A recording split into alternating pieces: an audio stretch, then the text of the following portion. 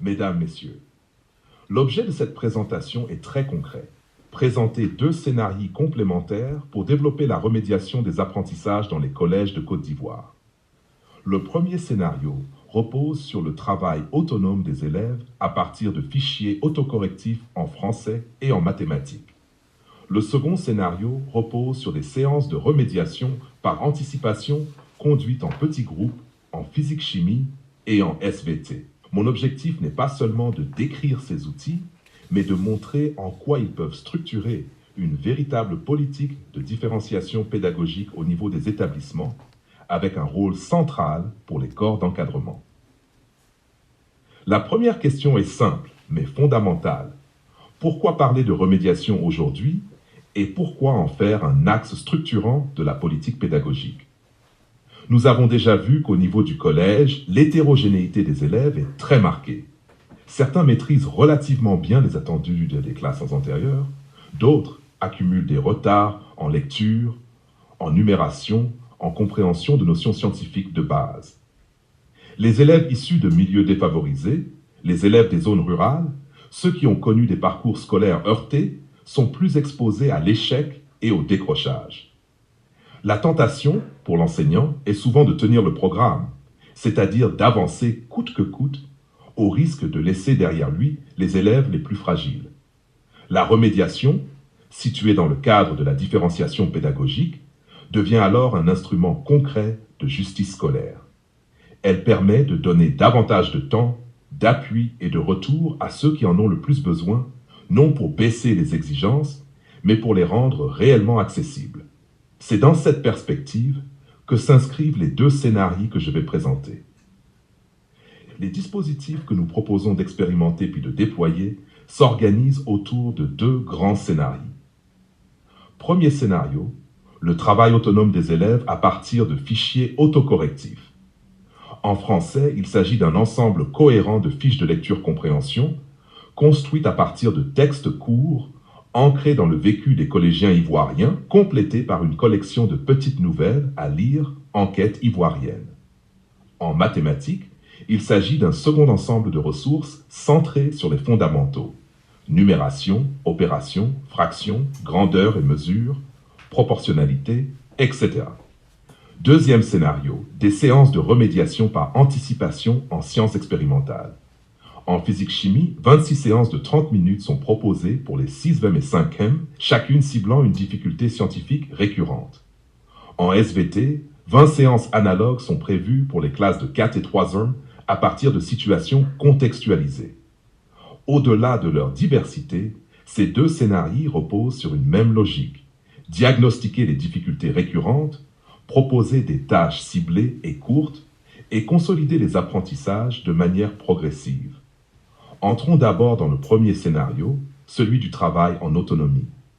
L'idée de base est de proposer aux élèves des rituels brefs, réguliers, structurés, qui permettent de consolider les fondamentaux sans alourdir l'emploi du temps ni désorganiser les séquences.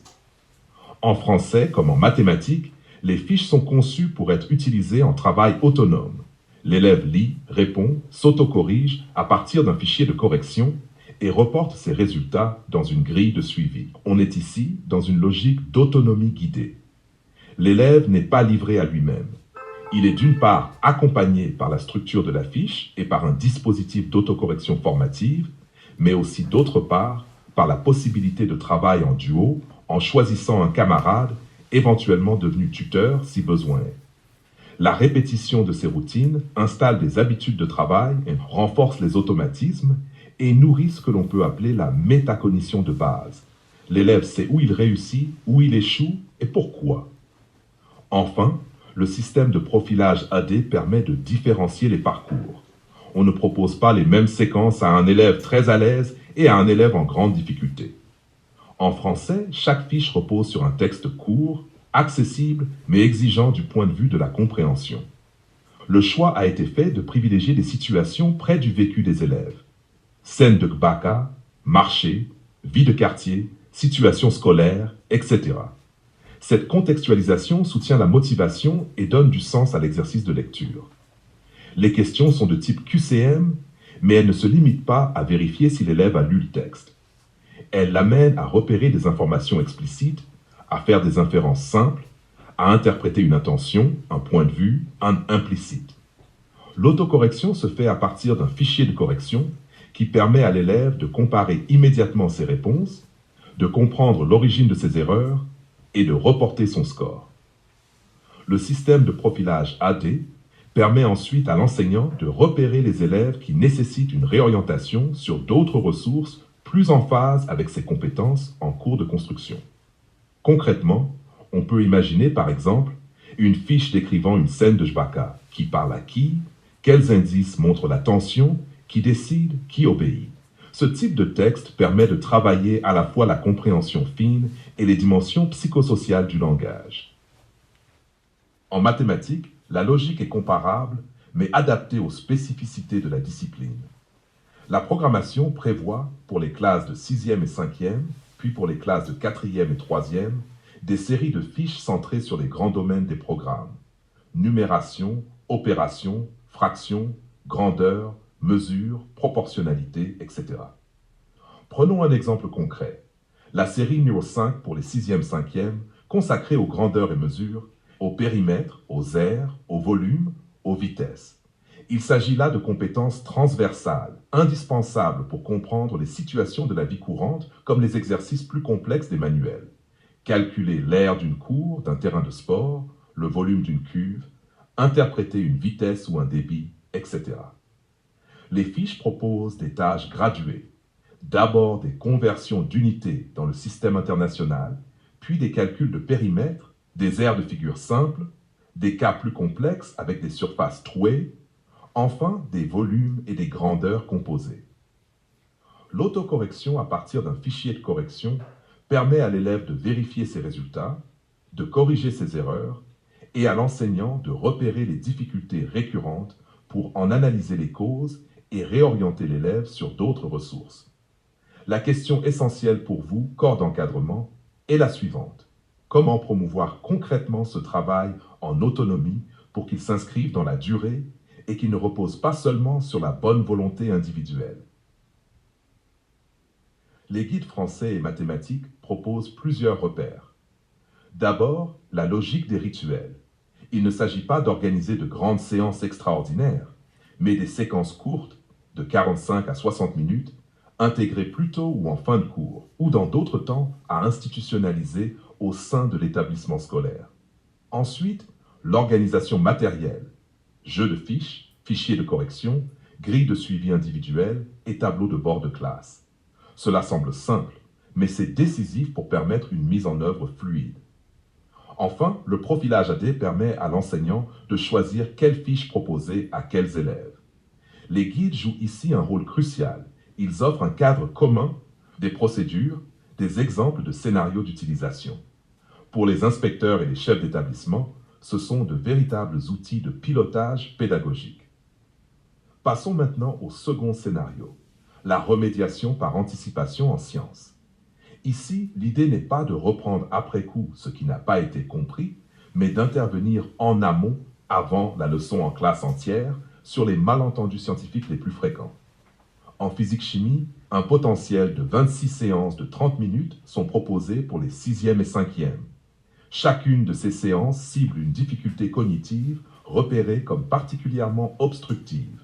Par exemple, la confusion entre pile réservoir et pile générateur, la confusion entre transformation physique et réaction chimique, ou encore la compréhension des combustions incomplètes et de leurs dangers.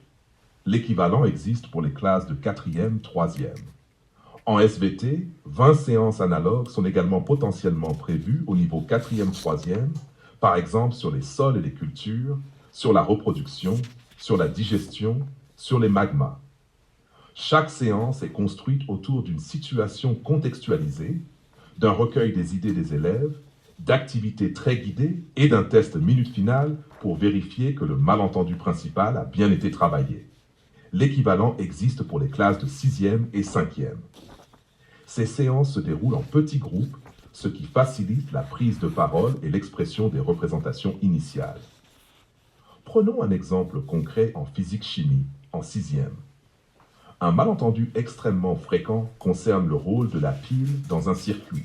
Beaucoup d'élèves la conçoivent comme un simple réservoir d'électricité qui se vide, alors que la notion scientifique est celle d'un générateur qui met en mouvement des charges dans un circuit fermé. La séance de remédiation par anticipation propose de partir d'analogies très simples. Une grande cuve d'eau en hauteur qui se vide lorsqu'on ouvre un robinet et une pompe qui met l'eau en mouvement dans une canalisation. Ces deux images permettent aux élèves de formuler leurs idées. Qu'est-ce qui ressemble le plus à une pile? Pourquoi? L'enseignant recueille au tableau les différentes réponses, puis introduit progressivement le modèle scientifique. La pile comme générateur dans un circuit fermé. Un schéma simple est dessiné au tableau, puis un test minute est proposé. Quelques questions très courtes pour vérifier que les élèves ont abandonné l'idée de réservoir, pour adopter celle de générateur. Cette séance, menée en petits groupes, prépare la leçon en classe entière. Lorsque l'enseignant abordera le circuit électrique dans le cours ordinaire, une partie du travail de clarification conceptuelle aura déjà été faite. Un exemple en SVT, pour les classes de 3e, illustre bien la logique du dispositif. La séance met en scène 3 membres d'une même famille qui cultivent chacun une parcelle dans un contexte différent. Bas-fonds humides, savane claire, plateau de forêt. Chacun choisit des cultures typiques de ces milieux. Riz, arachide, cacao, par exemple. La séance commence par la lecture de cette situation de départ, puis par quelques questions orales rapides. Où sont situées ces parcelles? Comment est décrit chaque sol?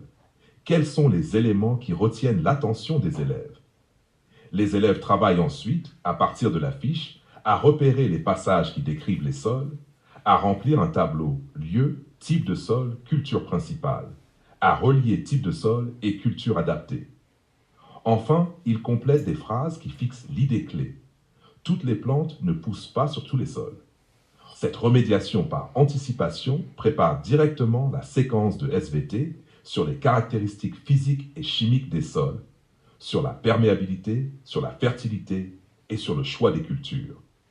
Les élèves abordent ainsi la leçon en ayant déjà une représentation plus structurée du lien entre sol et culture. L'enjeu maintenant est de montrer que ces deux scénarios ne s'opposent pas, mais se complètent. Le premier scénario consolide les fondamentaux en français et en mathématiques par un travail autonome régulier.